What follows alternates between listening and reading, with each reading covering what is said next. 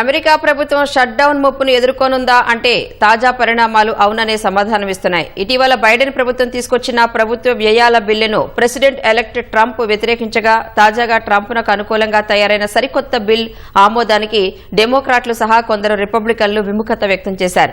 ఇరు వర్గాల పంతాలతో అమెరికా స్తంభించిపోయే ప్రమాదం ఎదుర్కొనుంది. ఫలితంగా లక్షలాది మంది ఉద్యోగులపై ప్రతికూల ప్రభావం పడనుంది. అమెరికాలో అధికార డెమోక్రాట్లకు అధికారాన్ని చేపట్టబోయే రిపబ్లికన్ల మధ్య పట్టుదల కారణంగా ఆ దేశం స్తంభించిపోయే ప్రమాదాన్ని ఎదుర్కోనుంది. క్రిస్మస్ సమయంలో షట్డౌన్ ముప్పును తప్పించేందుకు అమెరికా అధ్యక్షుడు జో బైడెన్ ప్రభుత్వం తీసుకొచ్చిన ద్వైపాక్షిక ప్రణాళికను కాబోయే అధ్యక్షుడు డొనాల్డ్ ట్రంప్ తిరస్కరించారు. ఫలితంగా మార్చి 14వ తేదీ వరకు ప్రభుత్వానికి నిధులు సమకూర్చేలా 2 ఏళ్లపాటు రుణాలపై సీలింగ్ను సస్పెండ్ చేయడం వంటి ట్రంప్ డిమాండ్లతో కూడిన సరికొత్త బిల్లును ప్రతినిధుల సభ స్పీకర్ మైక్ జాన్సన్ ప్రవేశపెట్టారు. ఈ బిల్లుకు రిపబ్లికన్లు మద్దతు తెలపగా డెమోక్రాట్లు మాత్రం తీవ్రంగా వ్యతిరేకించారు. ఫలితంగా ప్రతినిధుల సభ ఈ బిల్లును కూడా 235-174తో తిరస్కరించింది. 38 మంది రిపబ్లికన్ సభ్యులు డెమోక్రాట్లతో కలిసి ఈ బిల్లును వ్యతిరేకించడం గమనార్హం. తాజా బిల్లు కూడా వీగిపోవడంతో ప్రభుత్వ నిధులు ముగిసిపోయేలోపు ఈ సమస్యకు మరో పరిష్కారం వెతకనున్నట్లు స్పీకర్ మైక్ జాన్సన్ తెలిపారు. ఈ నేపథ్యంలో అమెరికాకు షట్డౌన్ ముప్పు పొంచి ఉంది. లక్షలాది మంది ఉద్యోగులపై ప్రతికూల ప్రభావం పడనుంది. శుక్రవారం రాత్రిలోగా ప్రభుత్వానికి నిధులు సమకూర్చడంలో కాంగ్రెస్ విఫలమైతే అమెరికా ప్రభుత్వం షట్డౌన్ ప్రమాదాన్ని ఎదుర్కొనక తప్పదని విశ్లేషకులు స్పష్టం చేశారు.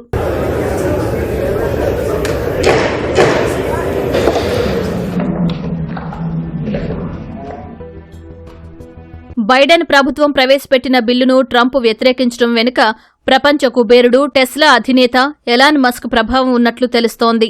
బైడెన్ సర్కారు తీసుకొచ్చిన నిధుల ప్రణాళికలో ఖర్చులు భారీగా పెరిగాయంటూ మస్క్ సోషల్ మీడియాలో పోస్ట్ పెట్టారు. మంగళవారం రాత్రి 1500 పేజీలకు పైగా ఉన్న ఈ బిల్లు బయటకు రాగానే దానిపై మస్క్ కీలక వ్యాఖ్యలు చేశారు. దాన్ని ఆమోదించకూడదని స్పష్టం చేశారు. ఈ బిల్లుకు అనుకూలంగా ఓటు వేసే చట్ట సభ్యులు తీవ్ర పరిణామాలను ఎదుర్కోవాల్సి వస్తుందని పరోక్షంగా హెచ్చరించారు. మస్క్ పోస్టు పెట్టిన కొన్ని గంటలకే ఈ బిల్లును వ్యతిరేకించాలని రిపబ్లికన్ నేతలకు ట్రంప్ అల్టిమేటం జారీ చేశారు. ప్రభుత్వ కార్యకలాపాలు యథావిధిగా కొనసాగాలంటే ఈ ద్రవ్య వినిమయ బిల్లు శుక్రవారంలోగా ఆమోదం పొందాలి. దీంతో ద్రవ్య వినిమయ బిల్లుపై తీవ్ర ఉత్కంఠ నెలకొంది.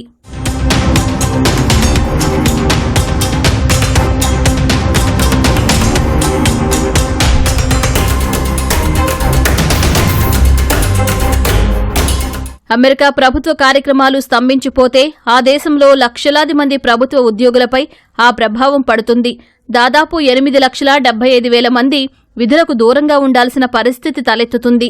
అత్యవసర విభాగాల్లో పనిచేసే దాదాపు 14 లక్షల మంది మాత్రం విధుల్లో కొనసాగే అవకాశం ఉన్నట్లు తెలుస్తోంది. వారితో పని చేయించుకుని షట్డౌన్ ముగిసిన తర్వాతే వారికి వేతనం ఇస్తారని the American federation of government employees సంఘం వెల్లడించింది. అమెరికా శత్రువులకు ఈ షట్డౌన్ ఓ క్రిస్మస్ కానుకగా అభివర్ణించింది. అయితే ఈ షట్డౌన్ ప్రభావం సోషల్ సెక్యూరిటీ, మెడికేర్ లబ్ధిదారులపై ఉండదు. దానికి సంబంధించిన బిల్లును ప్రత్యేక చట్టం రూపంలో కాంగ్రెస్ ఆమోదిస్తుంది. వాటికి వార్షిక చెల్లింపులు అవసరం లేదు. 2013 షట్డౌన్ సమయంలో వందల కొద్దీ పార్కులు, మ్యూజియంలు, ఇతర ప్రదేశాలు మూతపడ్డాయి. 2018-19 మధ్య ట్రంప్ పాలనలో దాదాపు 35 రోజుల పాటు ప్రభుత్వ కార్యక్రమాలు నిలిచిపోయాయి. అమెరికా చరిత్రలోనే అత్యంత సుదీర్ఘమైన షట్డౌన్గా దాన్ని పేర్కొంటారు. ఒకసారి షట్డౌన్ మొదలైతే ఎంతకాలం కొనసాగుతుందో చెప్పలేము.